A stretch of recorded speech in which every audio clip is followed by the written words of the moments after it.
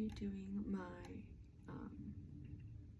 3 photos for my 3 categories for Death of a Salesman. The first one being pride, success, and dreams. So for this one, I have a yearbook with a signed autograph page filled with a bunch of, have a great summer, it was so nice seeing you, and a bunch of just signatures.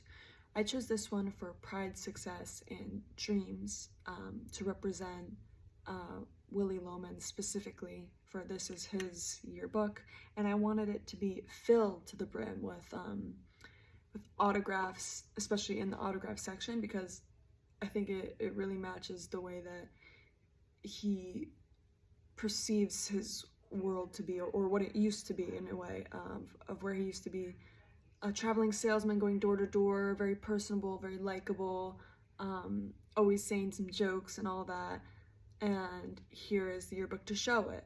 But in reality, as years go on, the more time goes on, it doesn't matter how many autographs you have in your yearbook at all, really, because it's almost fake and a facade of sorts, because all of these people are going to every single yearbook and signing the same exact thing to them, and they don't bat an eye. So I thought that was reminiscent of his dreams or success or perceived success at the time, or how he perceives it throughout his family.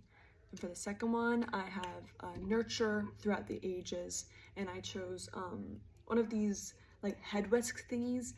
I chose it because it gives me a very visceral reaction when it comes to like this category. I chose it because for these whisks, if you do it on someone else, it feels like, some people like it, some people don't, but it feels, for me, it's all these sensations, and it's like this very tingly feeling, and it feels very good, and it feels in the same way as like nurture does for me.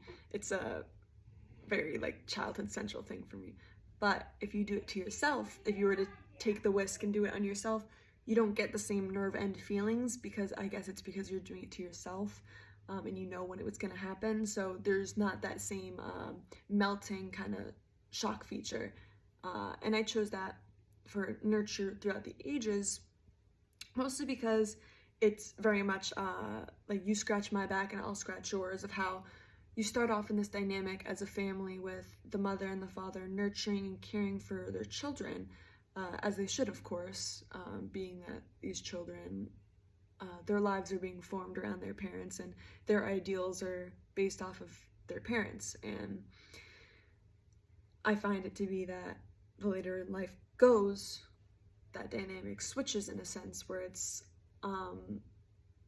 very much I have to start taking care of them, and because the human mind after so many years starts to deteriorate, and so the children who were once being nurtured for have to nurture for the ones who had taken care of them in the past. And it doesn't work in the same way as this if you try and do it for yourself. So like Linda, for example, she was spending her time doing it to every single person, but she can't do it on herself, obviously, and so it takes one of her children, to return that sort of favor, especially when Willie's dealing with all of these sort of things. She almost expects it from them, and it's seemingly like, because they're expecting it, it's almost worse in a sense. They don't want to do it at all.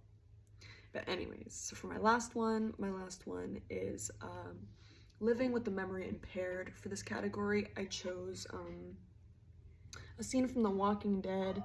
It's a very specific scene. I believe it's season 7, maybe 8, I don't know, but this is Negan. He is known for killing a lot of people, and this specific scene, I don't know if you've watched The Walking Dead, but it's a very famous scene where it's like the season finale and start of the new season. They're all standing there, they're all like, they've got like little potato sacks over their head, and they're all revealed, and it's a very sort of similar feeling, visceral feeling to living with some, like, the memory impaired, because Negan himself, the person who's doing the killing, he has no idea who he's gonna kill. He's doing eeny, meeny, miny, mo, and letting the the suspense build and fester. And I think it really, really describes living with the memory impaired, because you really don't know what's gonna happen next. You're stuck in a sense where everybody is there, and you're all just waiting for either something bad to happen or something crazy to happen. But every single person is involved in this situation, which is why it's so important that this was the photo for it, because when it comes to dealing with the memory impaired, it's not just the person holding the weapon, it's everybody around who also gets affected. But yeah, thank you.